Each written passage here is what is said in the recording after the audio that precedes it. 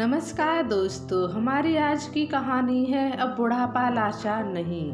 अरे मोहन बेटा, जरा इधर तो आना, पीने के लिए गिलास पानी तो ला देना। मोहन ओ मोहन। शोभा जी अपने पोते मोहन को आवाज लगाती रह गईं, लेकिन मोहन अपनी दादी माँ की बात को अनसुना करते हुए बाहर खेलने दौड़ गया। शोभा जी ने अपनी बहू को आवाज लगाई, लेकिन दोनों बहुओं में से किसी एक ने भी आना जरूरी नहीं समझा। शोभा जी के पति का देहांत हुए 6 महीने हो चुके थे। पति की मृत्यु के बाद वे अब बिल्कुल अकेली पड़ गई थी। शोभा जी के 2 बेटे और एक बेटी है। बेटी की शादी अच्छे खानदान में करके वह उसकी जिम्मेदारी से मुक्त हो चुकी हैं। दोनों बेटे भी शादीशुदा हैं। बड़े बेटे विकास की पत्नी रजनी और छोटे बेटे सौरभ की पत्नी निकिता है। दोनों का एक एक बेटा है। विकास का बेटा मोहन 10 वर्ष का है, जबकि सौरभ का बेटा सोनू 9 वर्ष का है। दोनों में 1 वर्ष का फर्क था, परंतु दोनों का जन्मदिन एक दिन ही आता था। घर में सभी लोग अपना ख्याल स्वयं रख सकते थे, लेकिन यदि घर में किसी को सहारे की आवश्यकता थी तो वो थी शोभा जी, जिनकी ढलती उम्र के साथ शरीर की ताकत और हड्डियों में जान कम होती जा रही थी। अपने घर के आंगन में चारपाई पर शोभा जी अकेली बैठी हुई थी और खुद को बहुत लाचार महसूस कर रही थी। बैठे बैठे सोच रही थी कि यह तो कुदरत का नियम है कि जैसे जैसे नई पीढ़ी के शरीर में ताकत बढ़ती है, वैसे ही पुरानी पीढ़ी कमजोर और लाचार होती जाती है। परंतु नई और पुरानी पीढ़ी के बीच इतनी दूरी आ जाएगी कि ना तो बच्चों का उनका अकेलापन दिखेगा और ना ही उनके आंसू नजर आएंगे। ऐसा तो मैंने सपने में भी नहीं सोचा था। जब 6 महीने पहले उनके पति की मृत्यु हुई थी, तब दोनों बेटे और बहुएं उनकी खूब सेवा कर रहे थे। कुछ ही दिन बीते जब दोनों बेटों ने आकर कहा, माँ हमारा 2 कमरों में से गुजारा हो जाएगा। अब बच्चे भी बड़े हो रहे हैं तो उन्हें भी तो पढ़ाई करने के लिए अलग कमरा चाहिए। पिताजी तो कुछ किए बगैर ही स्वर्ग सिधार गए, अब आप ही कुछ कीजिए। बेटे की बात सुनकर शोभा जी कुछ हैरान रह गईं और पूछने लगी, लेकिन बेटा तुम कहना क्या चाहते हो? मैं क्या कर सकती हूँ? मेरे पास तो इतने पैसे भी नहीं हैं कि मैं मकान पर खर्च कर सकूं। तभी उनका छोटा बेटा बोला, माँ पिताजी ने सारी जमीन जायदाद आपके नाम ही कर दी थी। आपकी जो गांव वाली जमीन रखी है उसकी तो आप ही मालिक हैं। माँ उस जमीन का आधा हिस्सा बेच दीजिए। उसे बेचकर जो पैसे मिलेंगे उससे हम ऊपर की 2 मंजिल बनवा लेंगे। फिर बड़े बेटे ने कहा, माँ आप ही सोचिए कि हमारे बच्चे भी बड़े हो रहे हैं, जगह की कितनी कमी हो चुकी है, और फिर कभी कभार हमारे बच्चों के दोस्त भी आ जाते हैं या कभी उन दोनों का जन्मदिन मनाना होता है तो जगह न होने के कारण उन्हें भी शर्मिंदा होना पड़ता है। बेटों के इतने आग्रह करने के बाद शोभा जी सोच में पड़ गई। फिर सोचने लगी कि आज हो या कल आखिर यह सब कुछ बच्चों का ही तो है। ऐसा सोचते हुए उन्होंने गांव की जमीन का आधा हिस्सा बेच दिया और उससे आया पैसा बेटों को दिया और कहा, अब तुम्हें जैसा ठीक लगे तुम वैसा मकान बनवा लो। दोनों बेटों ने ऊपर 2 मंजिल और बनवा ली। फिर कुछ दिन बीते तो एक दिन उनका बेटा उनके पास आया और बोला, माँ अब आपकी तबीयत ठीक नहीं रहती तो फिर आपको जमीन जायदाद का क्या काम है? अब इस बुढ़ापे में तो अपनी जिम्मेदारियाँ अपने बच्चों को सौंप दो और फिर आराम से बहू से अपनी सेवा करवाओ। शान से बैठकर हुक्म चलाना अपनी बहू पर। फिर शोभा जी बोली, बेटा तू यह सब क्या कह रहा है? मैं कहाँ भागी जा रही हूँ? तभी उनका छोटा बेटा सौरभ मोहन और सोनू का हाथ पकड़कर ले आया और बोला, माँ कल इन दोनों का जन्मदिन है। हम चाहते हैं कि आप इन्हें ऐसा तोहफा दीजिए जो कभी किसी ने ना दिया हो। तभी शोभा जी बोली, हाँ बेटा मैं भी इनका जन्मदिन यादगार बनते हुए देखना चाहती हूँ, लेकिन मैं क्या कर सकती हूँ? कोई अच्छा तोहफा भी नहीं दे सकती। तभी बड़ा बेटा विकास बोला, माँ केवल आप ही हैं जो इन्हें अनमोल तोहफा दे सकती हैं। ऐसा कहते हुए उसने अपनी माँ के आगे कुछ कागज रख दिए और बोला, माँ आपको और कुछ नहीं करना, बस इन कागजों पर अपने दस्तखत कर दीजिए। अरे बेटा, इस पर तो सब कुछ अंग्रेजी में लिखा है। तुम्हारे पिताजी हमेशा कहा करते थे कि दस्तखत करने से पहले कागजों को पढ़ लेना चाहिए, क्योंकि धोखाधड़ी बहुत है। लेकिन यह बात तो पराये लोगों के साथ लागू होती है, यहाँ मुझे कौन धोखा करेगा। ऐसा कहते हुए उन्होंने कागजों पर दस्तखत कर दिए। लेकिन जैसे उन्होंने दस्तखत किए, उनके मन में ख्याल आया कि पूछना तो चाहिए कि यह कागज किस चीज़ का है। और जब उन्होंने पूछा तो उनका बड़ा बेटा मुस्कुराते हुए बोला, माँ, इस पर लिखा है कि आप अपने गांव वाली सारी ज़मीन हमारे नाम कर रहे हैं। यह सुनकर शोभा जी को एक झटका सा लगा कि कितनी चालाकी से दोनों बेटों ने उनसे दस्तखत करवा लिए। बेटा सही तो कह रहा था, मैं इस उम्र में ज़मीन का क्या करूँगी। अगर यह मैंने उन्हें दे भी दी तो क्या हो गया। अब आराम से रहूँगी, दोनों बहुओं से खूब सेवा करवाऊँगी। उसी दिन सुबह सुबह ही थोड़ी सैर करने के बाद भी अपनी सहेली रोशनी जी के साथ गपशप करती रही। और जब घर वापस लौटी तो देखा घर पर कोई नहीं था। रसोई घर का सामान भी गायब था। एक पल को वो घबरा गई और बच्चों को आवाज़ देने लगी तो इतने में बड़ी बहू ऊपर से चिल्लाई, क्या हुआ माँ जी, इतना क्यों चिल्ला रही हो? हम ऊपर आ चुके हैं सारा सामान लेकर। ठीक है बहू, काम में व्यस्त हो तो मैं भी ऊपर ही आ जाती हूँ। जैसे ही शोभा जी ऊपर पहुँची और पहला कदम रखा तो बहू जोर से चिल्लाई, आपको दिखाई नहीं देता?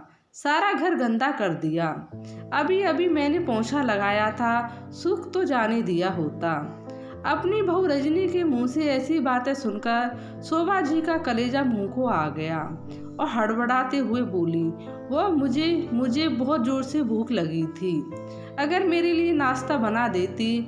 तो फिर बहू को गुस्से से भरा हुआ चेहरा देखते हुए बोली, मैं ऊपर जाकर फर्श गंदा नहीं करूँगी, तुम मेरे लिए खाना नीचे ही पहुँचा देना।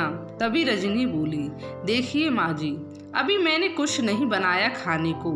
ऊपर जाकर अपनी छोटी बहू से पूछ लीजिए, उसने कुछ बनाया होगा तो दे देगी। अरे बहू, पहले इतनी सीढ़ियाँ चढ़कर मेरा सांस फूल गया है, तुम ही कुछ दे देती। माँ जी, अभी मुझे बहुत काम है, एक रोटी बनाने का काम ही नहीं है। इतना कहकर वो चली गई। शोभा जी जैसे तैसे हिम्मत जुटाकर छोटी बहू निकिता के पास पहुंची तो देखा वो भी घर के काम में व्यस्त थी। उन्होंने उन्हें आवाज़ दी और खाना मांगा तो निकिता ने कहा, माँ जी, अभी मैंने रोटियां नहीं बनाई, रात की रोटियां पड़ी हैं, आप वही खा लीजिए। शोभा जी रात की बासी रोटियां लेकर उदास भाव से नीचे आ गईं, परंतु यह समझने में असमर्थ थीं कि उनके आगे पीछे माँ जी कहकर सारा दिन उनकी सेवा करने वाली बहुएं आज इतना अजीब सा बर्ताव क्यों कर रही हैं। इस समय उनकी बेटी राधिका का फोन आया, माँ कैसी हैं, आप खाना तो समय पर खाती हैं ना? और शोभा जी बोली, बेटा मैं बिल्कुल ठीक हूँ, तेरे दोनों भाइयों भाभियों ने तो मुझे सर आंखों पर बिठा रखा है, तू मेरी चिंता मत किया कर। तेरी भाभी गरम गरम खाना परोस कर गई है, मैं अभी खाना खा रही हूँ, बाद में बात करती हूँ। ऐसा कहते हुए शोभा जी की आंखें भर आईं और गला रुंध गया। वो अपनी बेटी का दिल दुखाना नहीं चाहती थी, इसलिए तुरंत फोन काट दिया। बेमन से वही बासी रोटियां खाते हुए उन्होंने मन ही मन सोचा कि आज वो अपने दोनों बेटे विकास और सौरभ से इस विषय में बात करेंगे। दोपहर बीतने को थी और शोभा जी अभी तक दोपहर के खाने का इंतजार कर रही थी। जब कोई नहीं आया तो थक हार कर उन्होंने आवाज़ लगाई, वो मुझे भूख लगी है, खाना तो दे दो। परंतु किसी का कोई जवाब नहीं था। थोड़ी देर बाद उन्होंने फिर से आवाज़ लगाई। 4 से 5 बार आवाज़ लगाने पर जब कोई नहीं आया तो थक हार कर वो फिर से ऊपर गई तो बड़ी बहू रजनी ने नाक मुंह सिकुड़ते हुए 2 रोटी और 1 सब्जी एक डिस्पोजल प्लेट में डालकर ऐसे रख दी जैसे किसी भिखारी को खाना दिया हो। बहू का ऐसा अजीब व्यवहार देखकर शोभा जी की हैरानी का ठिकाना नहीं था। सोचने लगी कि आखिर आज दोनों बहू को मेरी 2 वक्त की रोटी भी भारी क्यों लग रही है। आखिर एक ही दिन में ऐसा क्या हो गया। अभी इन्हीं विचारों में डूबी हुई थी कि उनकी नज़र बाहर से आते हुए अपने छोटे बेटे पर पड़ी। पीछे पीछे ही बड़ा बेटा भी आ रहा था। जैसे ही वे दोनों अंदर आए, शोभा जी ने कहा, बेटा सुनो, मुझे तुम दोनों से कुछ ज़रूरी बात करनी है। तभी छोटा बेटा बोला, माँ जो भी बात करनी है बाद में कीजिएगा, मैं अभी बहुत थका हुआ हूँ। बड़े बेटे ने कहा, माँ आपको तो कोई काम है नहीं, हम थके हुए आते हैं और आप आते ही। इतना कहते कहते दोनों चले गए। शोभा जी अपना सा मुंह लेकर वहीं बैठी रह गई। उन्हें रात भर नींद नहीं आई। अगले दिन सुबह उठकर उन्होंने अपने बेटे से बात करने की सोची और सीढ़ियाँ चढ़कर ऊपर चली गई। ऊपर जाकर देखा तो उनका बेटा विकास ऑफिस जाने के लिए तैयार हो रहा था। तभी उनकी बहू रजनी ने मुंह बनाते हुए कहा, सुनो तुम्हारी माँ आई है। शोभा जी यह सुनकर हैरान रह गई और बोली, यह क्या बात हुई बहू, क्या मैं तुम्हारी कुछ नहीं लगती? तभी विकास बोला, क्या माँ, इसमें इतना नाराज होने वाली क्या बात है? फिर शोभा जी बोली, बेटा बात क्या है, कल से बहू का व्यवहार भी बदला हुआ है और तुम भी इतना अजीब व्यवहार कर रहे हो। क्या माँ, आप भी सुबह सुबह फालतू ड्रामा करने लगी, छोटी सी बात का बतंगड़ बनाने में जरा भी देर नहीं करती। तभी उनकी बहू चिल्लाई, सुन लिया, अब जाइए यहाँ से, नाश्ता करने दीजिए। बहू की तेज आवाज़ सुनकर तो जैसे उनके हाथ पांव सुन्न पड़ गए थे। उन्हें ऐसा लगा कि जैसे वह किसी बुरे सपने से जागी हों। शोभा जी बेइज्जत होकर बड़ी बहू के कमरे से बाहर निकल आईं। वो बहुत ज़्यादा डर गई थी, लेकिन उन्हें भूख लगी थी, इसलिए हिम्मत करके ऊपर छोटे बेटे के पास चली गईं। दरवाज़ा खुला था। उन्होंने आवाज़ दी, लेकिन कोई नहीं आया तो अंदर जाकर बैठ गई। उनके बेटे सौरभ ने उन्हें देखा तो रसोई घर में से 2 रोटियां लाकर उन्हें दे दी। अभी शोभा जी ने पहला टुकड़ा मुंह में डाला ही था, इतने में छोटी बहू कमरे से बाहर आ गई और बोली, माँ जी आप यहाँ कैसे? अपनी बहू के इस सवाल को सुनकर उनकी आंखें भर आईं। यहाँ कैसे मतलब? अब रजनी बहू ने मुझे कह दिया है कि यहाँ मत आया करो। अब तुम भी ऐसी बात करोगी तो मैं कहाँ जाऊँगी? अपनी माँ की यह बात सुनकर सौरभ ने उन्हें कहा, माँ आप पहले खाना खा लीजिए, फिर बात कर लेना। सौरभ को अपनी माँ के साथ नरमी से पेश आते देख छोटी बहू निकिता उसे गुस्से से देखने लगी, परंतु उस समय कुछ नहीं बोला। अगले दिन जब उन्होंने अपने बड़े बेटे विकास से दवाइयाँ लाने को कहा तो बड़ी बहू रजनी ने स्पष्ट जवाब दे दिया कि हमसे अपने खर्चे पूरे नहीं होते तो आपके खर्चे कैसे उठाएंगे? बात केवल 2 रोटी की होती तो चलता था, आपके खर्चे तो कम नहीं हैं। कपड़ों का खर्च, दवाइयों का खर्च, खाने पीने का खर्च। ना बाबा, हमसे तो यह सब खर्च नहीं उठाया जाएगा। अब शोभा जी ने बड़ी बहू के पास जाकर खाना मांगना छोड़ दिया था। अब तीनों समय का खाना छोटी बहू के यहाँ से ही खाना पड़ता था। कुछ दिन ऐसे ही चलता रहा। एक दिन शोभा जी खाना खाने के लिए अपनी छोटी बहू के पास जा रही थीं। तभी उन्हें छोटी बहू निकिता की आवाज़ आई। वह अपने पति से झगड़ रही थी, कुछ सीखो बड़े भैया और बड़ी भाभी से। उन्होंने तो अपना पल्ला झाड़ लिया है और हमारे माथे मर दिया आपकी माँ को। हमारे खर्च पहले ही कुछ कम है क्या? तभी सौरभ बोला, तुम्हारी बात ठीक है निकिता, जब बड़े भैया अपनी जिम्मेदारी नहीं निभा रहे तो फिर माँ का सारा बोझ हम ही क्यों उठाएं? मैं बड़े भैया से बात करके उन्हें वृद्ध आश्रम भेजने का इंतजाम करवाता हूँ। बेचारी शोभा जी यह सुनकर तो जड़वत ही रह गईं और वहीं से वापस नीचे आ गईं। अब किसी बेटे बहू के पास दोबारा जाने की उनकी हिम्मत नहीं हो रही थी। आज उनकी बर्दाश्त की हद खत्म होती जा रही थी, क्योंकि उन्हें खाना खिलाना तो दूर, अब कोई उन्हें इस घर में देखना भी नहीं चाहता था। वो अकेली ठुकराई हुई सी आंगन की चारपाई पर बैठी रही। सभी का आंगन में से आना जाना चलता रहता, परंतु किसी के पास इतना समय नहीं था कि अपनी बूढ़ी माँ के पास 2 पल के लिए ही बैठ जाएं। जब बेटा और बहू ने अपनी ही जिम्मेदारी से पल्ला झाड़ लिया तो फिर वो अपने पोतों से क्या उम्मीद करती। आखिर वो भी तो अपने माता पिता के ही नक्शे कदम पर चल रहे थे। इतने बड़े परिवार के होते हुए भी शोभा जी अकेलेपन और भुखमरी की मार झेल रही थी।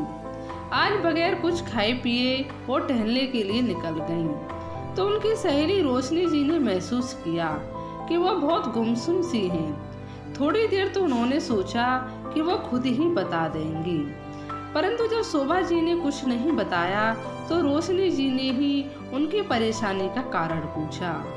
तभी शोभा जी आंसुओं से भरी आंखें लिए बोली, क्या बताऊं रोशनी, जब मैं बेटी को जन्म दिया था तो हम लोगों को लगा था कि हमारे सिर पर किसी ने बहुत बड़ा बोझ रख दिया हो, क्योंकि हमें उसके लिए दहेज जोड़ना पड़ेगा, पढ़ा लिखा कर दूसरे के घर भेजना पड़ेगा।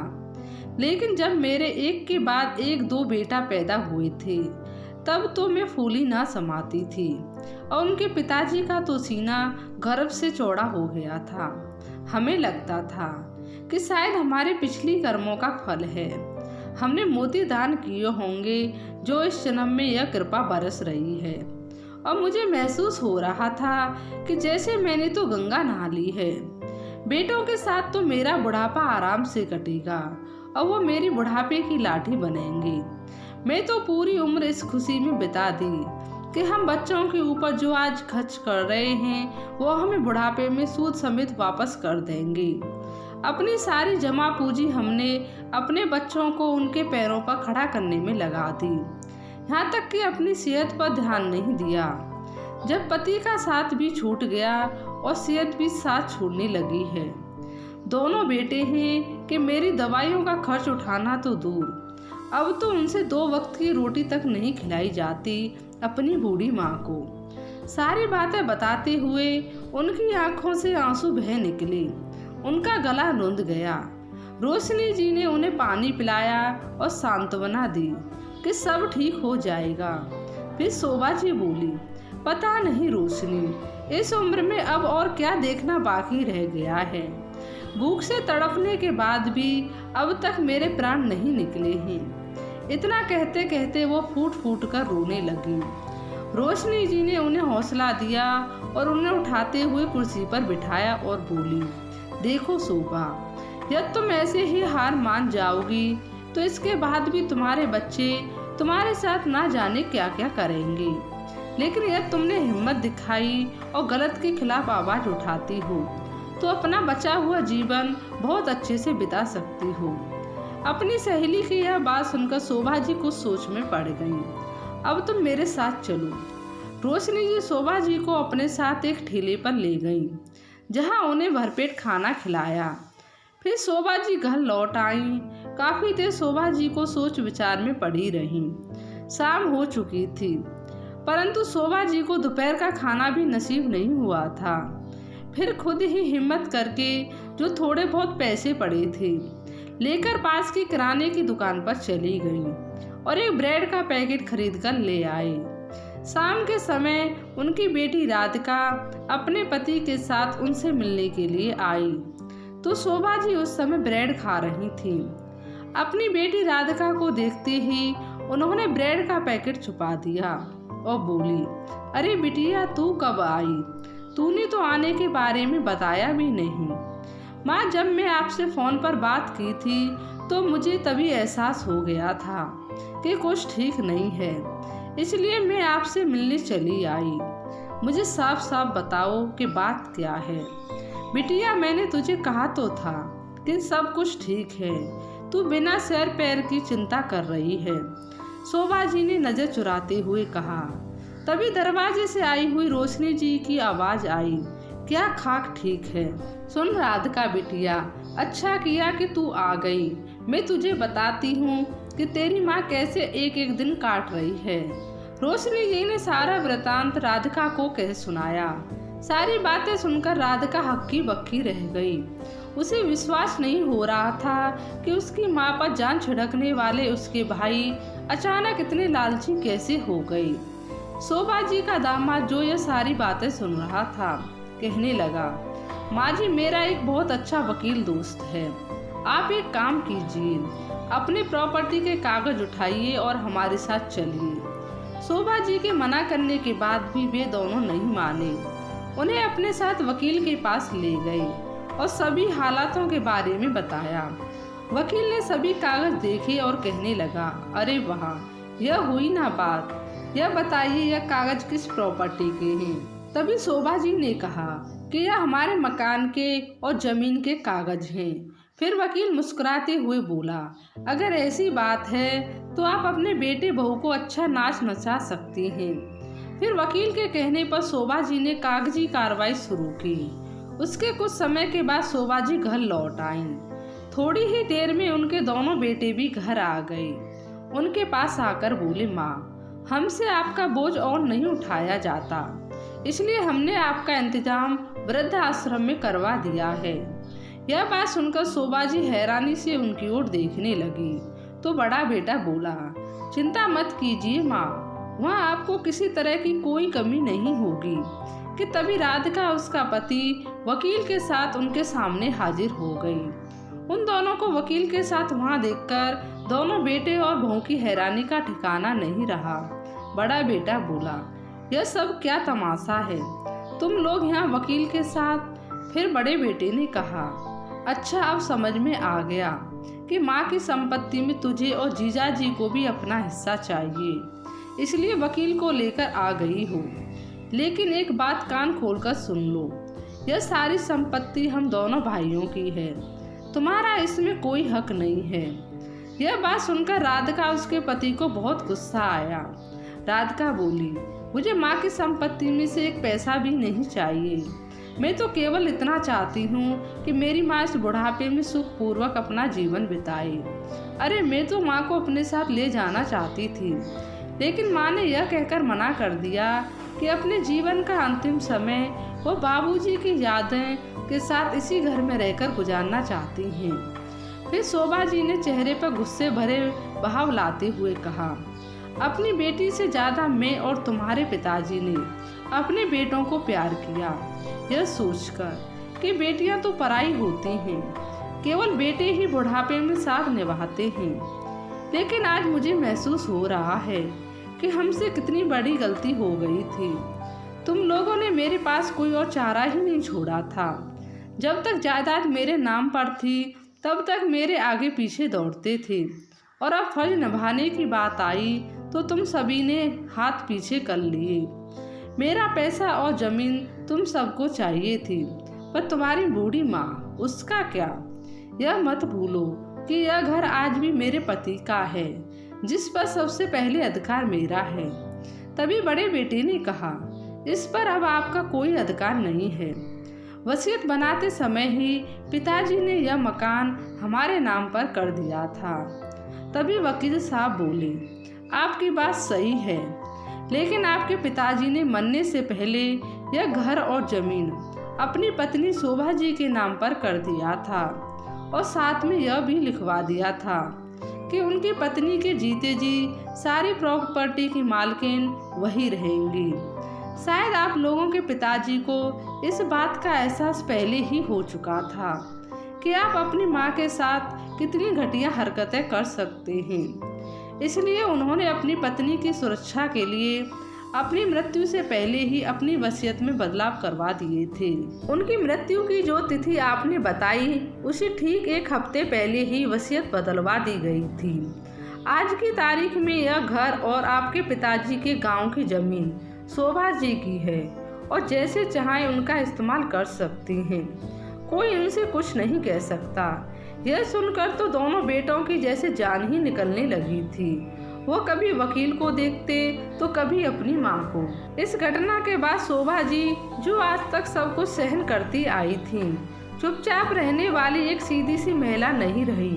अपने अधिकार के लिए लड़ना उन्हें आ गया था, और अपनी औलाद को सबक सिखाने के लिए उन्होंने अपनी बेटों बहुओं को फरमान सुना दिया कि वो जल्द से जल्द मकान को खाली कर दे। इतनी बात सुनते ही बड़ा बेटा विकास अपनी माँ के पैरों में गिर पड़ा। माँ, मुझसे बहुत बड़ी गलती हो गई, मुझे माफ़ कर दो। इस समय छोटा बेटा सौरभ बोला, माँ, मुझे तो बड़े भाई ने उल्टी पट्टी पढ़ाई थी, नहीं तो आप जानती हैं मैं ऐसा करने के बारे में कभी सोच भी नहीं सकता था। फिर शोभा जी बोली, मुझे धोखा देने से पहले तुमने इतना तक नहीं सोचा कि इस उम्र में माँ कहाँ जाएगी, कैसी रहेगी। फिर मैं तुम्हारे बारे में क्यों सोचूं? लेकिन मैं अपने दोनों पोतों को दर दर की ठोकर खाने के लिए नहीं छोड़ सकती। इसलिए तुम लोग इस घर में रहना चाहते हो तो तुम्हें सबसे ऊपर वाली मंजिल पर रहना होगा। अब शोभा जी ने अपनी गलती सुधारते हुए एक और कदम उठाया। उन्होंने वसीयत में बदलाव करवाया कि उनकी मृत्यु के बाद उनके गांव की जमीन पर सिर्फ उनकी बेटी का हक होगा। अपनी सहेली की मदद से उन्होंने अपने मकान की बीच वाली मंजिल किराए पर चढ़ा दी और सबसे नीचे स्वयं रहने लगी।